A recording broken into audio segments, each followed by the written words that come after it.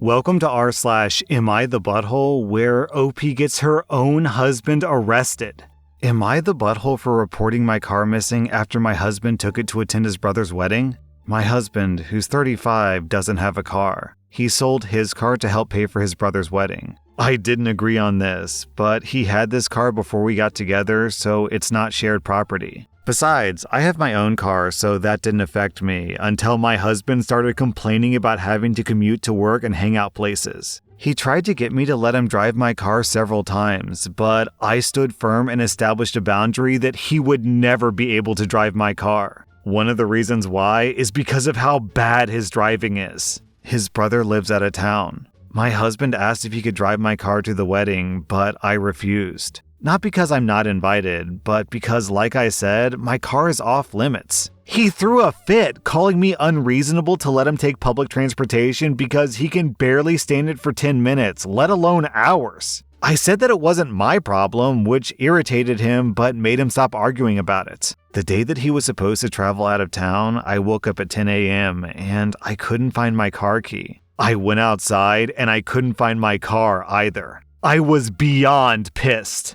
I called him and, like I expected, he took my car and was on his way to the other town. I lost it and told him that I did not give him permission to take my car for 5 whole days. And I said that if he doesn't turn around with it and come home, then I would call the cops and report it missing. His response was, "You wouldn't dare do it because you know what would happen." I hung up on him and immediately called the police and told them about my situation. I didn't tell them my husband took it because they would think it's a family dispute and decide to not get involved. I just reported it missing. 2 hours later, I got a call from my husband saying that he was back in town and was being held at our local police station. I went to the station and talked to the cops. My husband made a scene there, swearing over and over that I gave him permission to take it, and he said that I was acting out of jealousy and spite because he was going to attend a wedding that I wasn't invited to. I took my car and went home, but he had to stay a little longer. He came home in the evening and went into a rage about how I created an awful situation and almost caused him to miss his brother's wedding. He called me vindictive, bitter, and a lunatic to call the police on him and try to accuse him of stealing my car. He had to leave the same day to be able to be there with his family and decided to extend his stay, and he still hasn't gotten back yet. Right now, his mom and brother are blasting me for what happened and calling me spiteful. Okay, I don't really understand what's going on with this story, but something's strange here.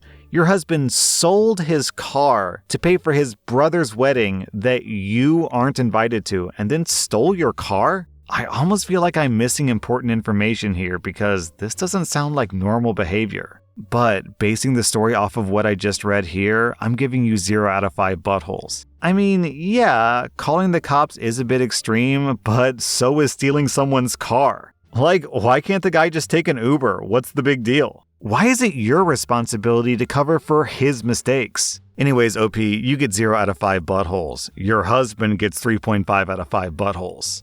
Am I the butthole for leaving my best friend and his friends stranded in an unfamiliar city? So, for background, my best friend has gotten into going to these Spartan races. And for clarity, Spartan races is kind of like that Ninja Warrior thing where you run and there's like obstacle courses and it's like a really intense fitness type thing. He and a small group of his friends have started going to local ones, but recently heard about one in another state they wanted to go and compete in, but they didn't have anywhere to stay. So they asked me if they could borrow my truck and trailer for the weekend. I have a tow-behind camper. I said, no, I wasn't comfortable with them taking my truck and trailer, but I would drive them in the camper to their events. We made the 3-hour trip, and we set everything up in the area where the race was taking place the next day. I have a habit of leaving my keys on a hook next to the bedroom door of my camper. Remember this. Come nightfall, I went to take a phone call outside, and I ended up wandering around the grounds for over an hour. When I got back to the camper, the door was locked, and I was told by my best friend's older friend through the window that there wasn't enough room for me in my trailer. So I reached for my keys to unlock the door, but I realized I left them inside the camper on the hook in my room.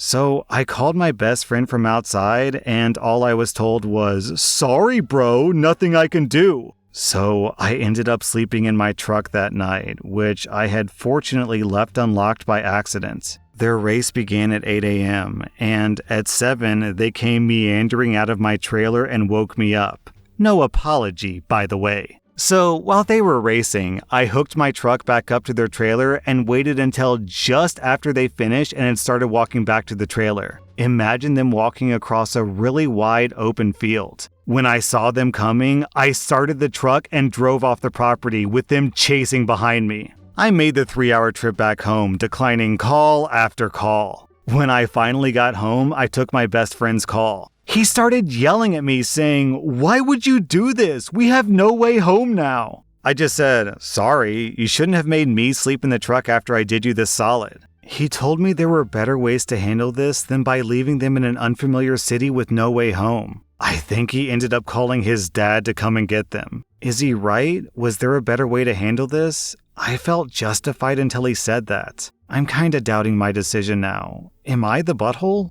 Down in the comments, we have this post from Sad Weird. Not the butthole. They're Spartan warriors, right? They should run home. Yeah, I agree, OP. You did nothing wrong here. They basically stole your trailer. Your own damn trailer that you paid for, and they're acting like they own it. OP, you get 0 out of 5 buttholes. They get 2.5 out of 5 buttholes.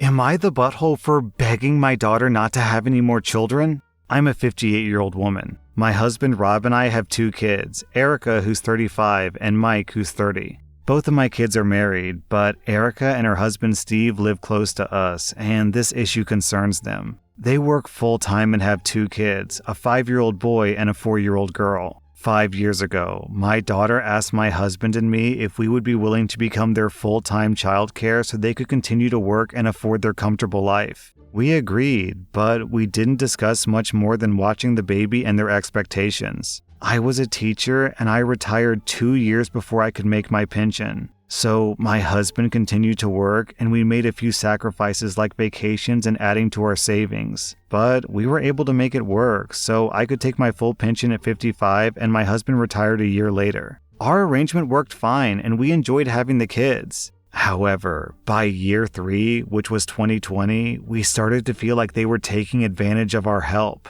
In 2020, during the lockdown, they were both working from home, and they expected us to keep the kids all day. And we wanted to split time with them because their preschool/daycare was closed. We settled on 2 days with them and 3 days with us, and my son-in-law complained about it pretty much every day. Things got better when the kids were able to go to school. Fast forward to year 4, which was 2021, and we had a bit of a blow-up over kindergarten. My daughter didn't want her 5-year-old son to start school, but I said that he had to go because I needed the break. I also asked for my 4-year-old granddaughter to spend more time at the daycare program. My son-in-law complained about the cost, but I pushed anyway. They relented, and then this past spring, my son-in-law pushed for us to take the kids for a week so they could go on vacation. We said they had to take the kids, and my son-in-law said they couldn't afford it, so no one went on vacation. So anyways, my daughter and I were casually having a conversation the other day, and she mentioned she had an OB/GYN appointment and tests. I asked if everything was okay, and she said that Steve and her were trying for baby number 3.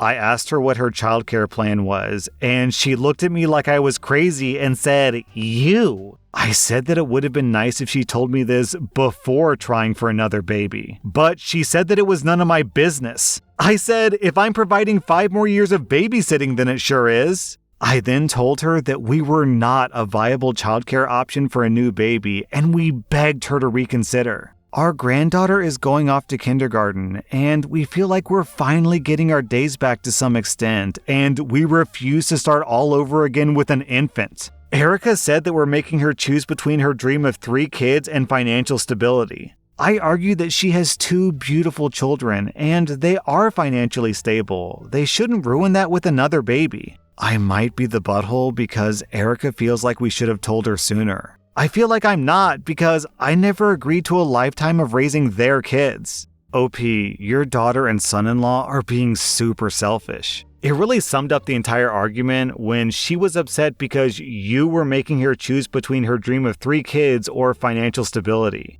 But yeah, that's her decision to make, not yours. What about your and your husband's dream of retiring and relaxing after a lifetime of work? OP, you get 0 out of 5 buttholes. Your daughter and son-in-law get 2.5 out of 5 buttholes. Am I the butthole for not sharing any family news with my son growing up because he would tell my ex everything, resulting in legal issues? My son grew up living with both my ex-wife and myself. My ex is extremely high conflict, and due to her job as a lawyer, she used the courts to inflict as much damage on my life as she could. Which I never did understand because she wanted the divorce and claimed to have lost feelings for me. So naturally, I avoid sharing any details with her, and I usually gave one-word text replies for things involving our son. This worked until my son turned 11, and I found out that my son was telling my ex everything that he was hearing in our home, even recording videos and sending them to her.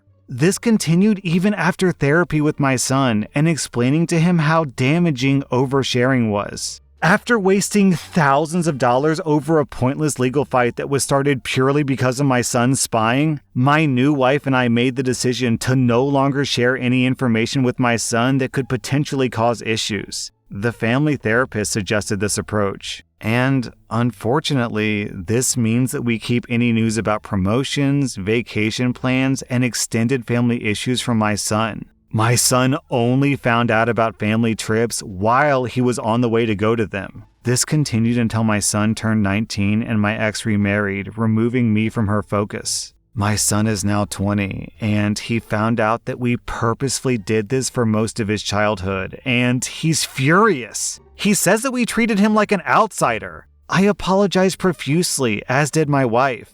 We tried to explain why we did this, but he's refusing to give me a chance to resolve this. He's gone on this tirade to my parents and siblings and called me a negligent parent. He also told my ex. And now my ex is suing me for something completely unrelated that has no standing, but I'll be wasting thousands of dollars on lawyers anyway, which is what she wants. Am I the butthole? Okay, so your son invaded your privacy, then you protected yourself from your son invading your privacy, and then he gets mad at that? OP, it sounds like your son takes after his mother. OP, you get 0 out of 5 buttholes. Your son gets 2.5 out of 5 buttholes, and your ex-wife gets 4.5 out of 5 buttholes. Move on, lady.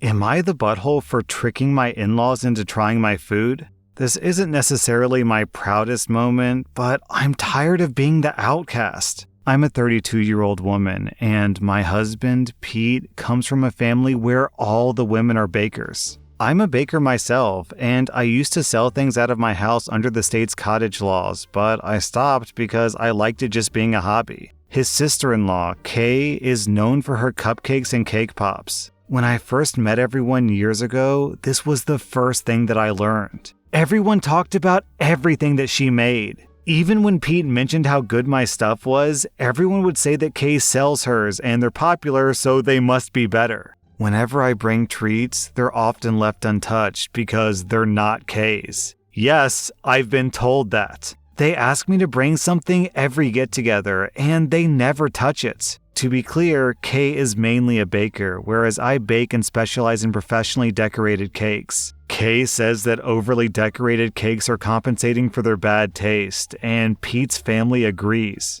We had a barbecue on Monday for Memorial Day, and everybody brought their treats. Kay decided to bring cake pops. She posted them on her Instagram the night before. And I know this is immature, but I made the exact same ones that she did. Same flavor and design. We got there and everyone asked where my treats were. I said they're in the car and I'll get them in a minute. So I waited for everyone to be outside. Then I brought in my cake pops and put them next to Kay's. After we eat, I noticed the family eating my cake pops and not Kay's. Kay didn't notice at first and then asked if they just weren't feeling in the mood for cake pops. They said they just ate them and that they were the best cake pops she ever made, and they asked her what she did differently. My mother-in-law even said that they looked so much better in person than in the picture. Kay was confused and said that her cake pops were still on the table. That's when I said, "Oh, I brought those. I'm glad you enjoyed them." Kay's husband said that he hadn't had one yet, which was a lie. He ate two. And everyone else just said, yeah, they were okay.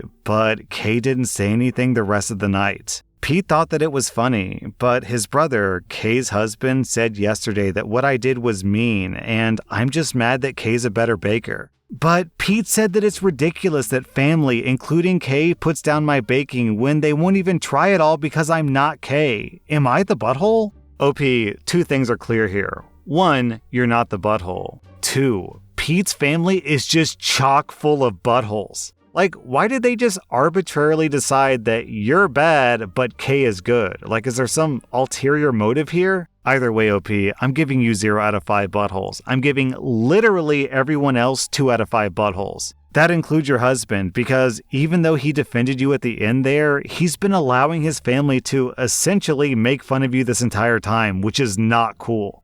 That was rSlash, Am I the Butthole? And if you like this content, check out my podcast where I publish the exact same episodes. Also, hit that subscribe button because I put out new Reddit videos every single day.